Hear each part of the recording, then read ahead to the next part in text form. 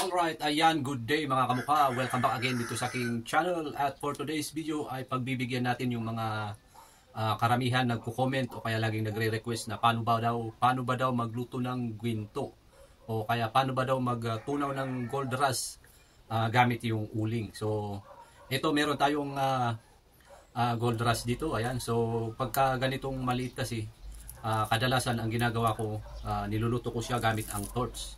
Pero ngayon, dahil sa marami nga nagre-request paano ba daw magluto ng ginto sa uling, ayan, lulutuin natin gamit ang uling. So ito, at hinanda ko yung ating blower. Ayan, blower yan, halos luma na rin siya. At syempre itong ating lutuan, ayan, at ang ating ito laging tinatanong sa akin yung puti, borax po yan. Ayan, borax yan, hindi yan yung gaw-gaw na ginagamit sa billiard. Ayan, at meron din tayo ditong uling. Ayan, so ito yung hindi ko nababanggit sa mga video ko kasi itong uling na to ay hindi siya yung ordinary na uling na ginagamit sa pang-ihaw. Ito ay uling galing sa uling ng pine tree. Ayan, uling to ng pine tree kasi mas maganda kasi ito dahil hindi siya madaling nabubukbok pagka naapuyan. Hindi siya madaling nababasag. Buo pa rin siya pagka nagbabaga siya. Ayan, so ngayon ay ihanda ko muna ang ating gamit at magluluto na tayo. Alright?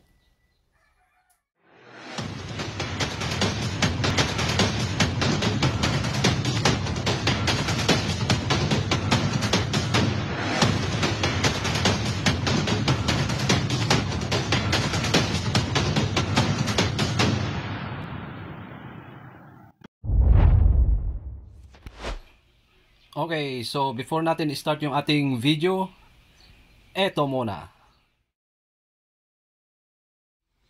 So yun, lagi kong sinisingit yung video na yun para pasintabi sa mga professional dyan. Alam mo naman si Basher, ayan, alam mo naman si Basher, kung magsalita parang talo pa si Einstein sa galing ng kanyang IQ. Hindi ganyan, hindi yung ganyan, mali yung ganyan, mga ganun ba.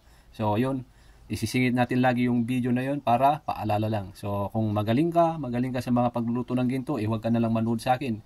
Itong gagawin kong video ay para sa mga gustong matuto at sinishare ko lang yung aking kaalaman. Okay? So ang gagawin natin ay, ito pala, gumagamit ako ng charger. Ayan. So ang gagamitin muna natin umpisa ay 6 volts para mahina yung apoy na bubuga dun sa ating lulutuin. Ayan, diretso yan sa ating blower na merong controller dito. Tatakpan mo lang dito para humina yung apoy. Okay, so painitin muna natin yung ating lutuan at saka natin ilagay yung ating lulutuin. Alright.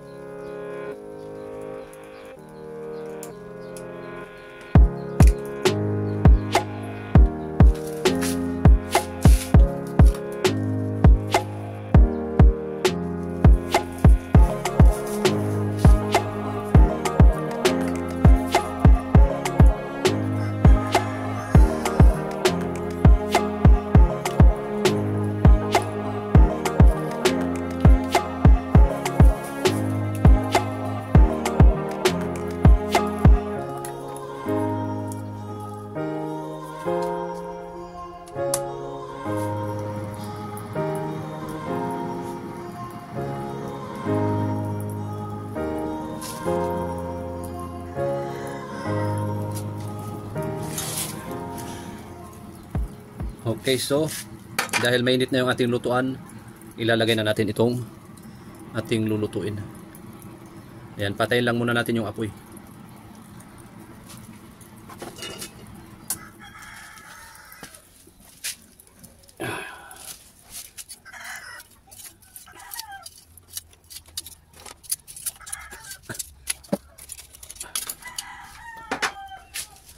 Lagyan natin ng borax.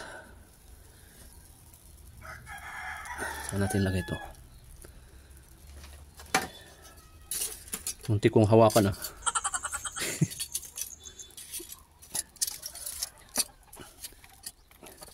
Okay, dahil blower yung ating ginagamit, kailangan mahinang apoy yung gagamitin natin dito. Gamitan natin yung 6 volts.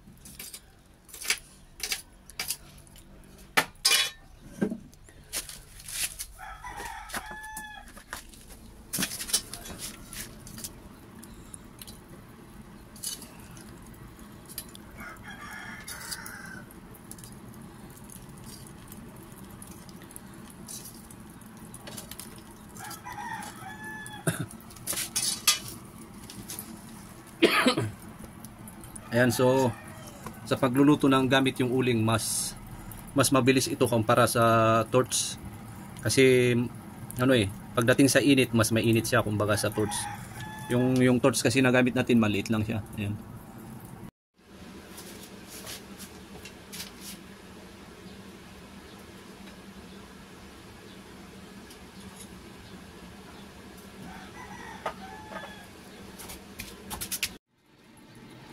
Yun, unti-unti nang natutunaw.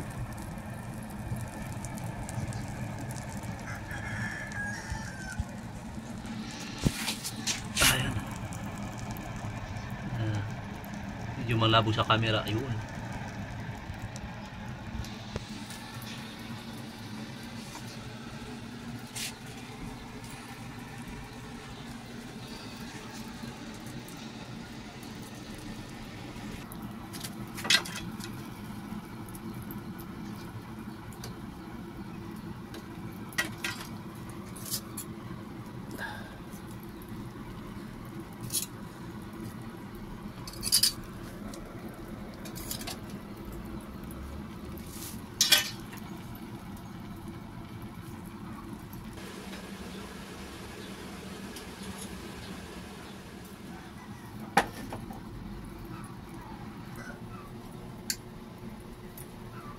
Okay, ayun. Natunaw na. Pwede na, pwede na.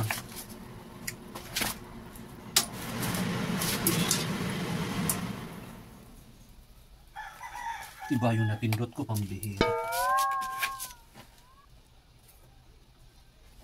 Init.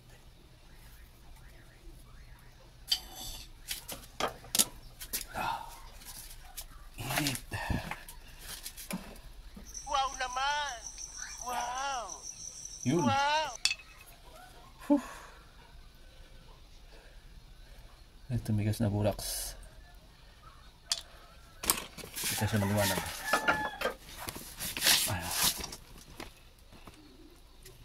Yun. Maliit nga, maliit. Pero cute. Cute naman, cute. Tanggalin natin yung borax. Kadalasan kasi pagka ganito na may nanigas na borax, ito yung mga dinadahilan ng mga buyer para baratin yung ginto mo. Kunyari ito, dinala mo sa buyer. Pag tinaktak to, grabe kung makataktak ganito. Ganyan sila magtaktak eh. Kaya para nababawasan yung timbang pagka sila yung nagtataktak eh. Sobra ko sila kung magtaktak eh. Kung tutusin, wala namang bigat yung borax na to. Ayan. Okay lang naman siya. Oh, may butas siya sa gitna eh.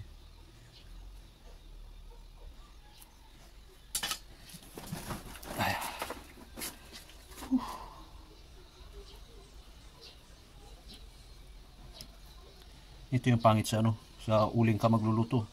Ang dumi-dumi ng kamay. Ayan, so timbangin natin kung ilang grams ito. Mga siguro to. 2 grams or mahigit. Basta 2 grams pababa or 2 grams pataas ito. Kasi may butas siya eh. Ayan, may butas siyang malaki. Kung wala yung butas na yan, mas mabigat pa sana. Di ba? Ayan, timbangin na natin doon. At kung magkano yung ating ginto.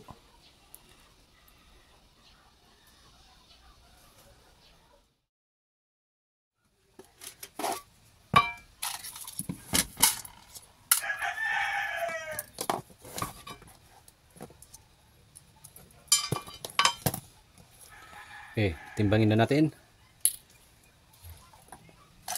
Nagamit tayo nito. 10 centavos. Yan. Saan ba? Yun, 10 centavos. Katumbas niyan ay 2.5 grams. Yan. Lagyan natin doon.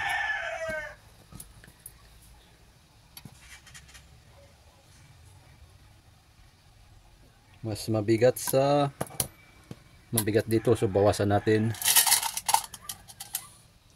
Gamit tayo nitong lapu-lapu. Saan? Yan. Katumbas niyan ay half milligrams, 500 milligrams, half grams, 500 milligrams. Lagay natin doon.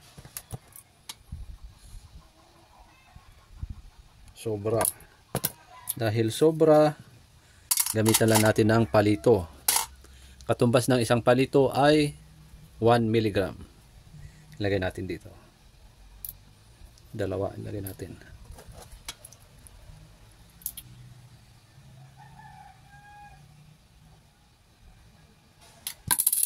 Tanggalin ko yung isa.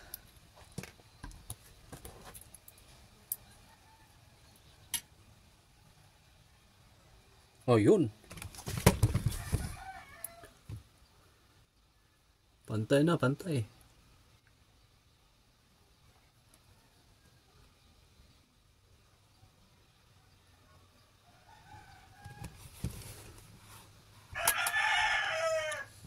Okay. Dahil 2.5 grams ito, minus natin yung 1 milligram, 2. Meron siyang tambang na 2.4. 2.4 grams. Yun.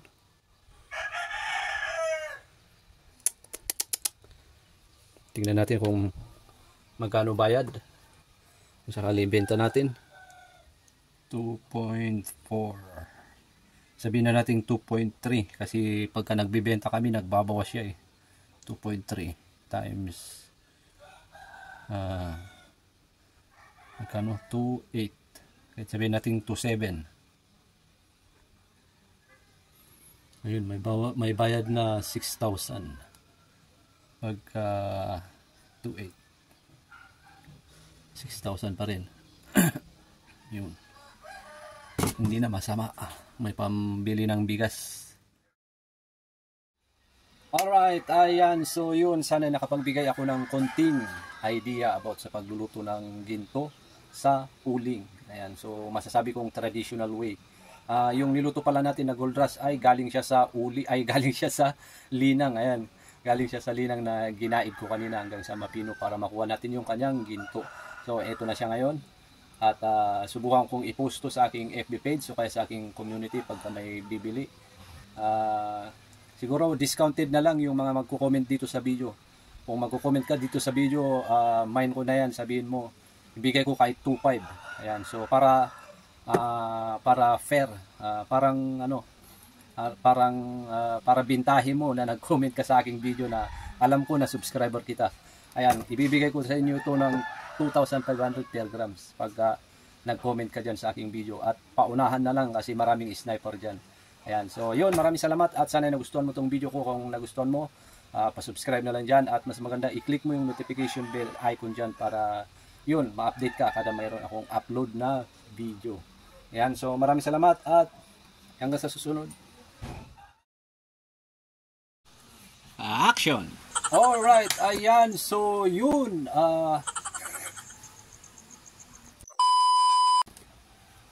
alright, ayan, so yun, sana nakapagbigay ako ng, sino?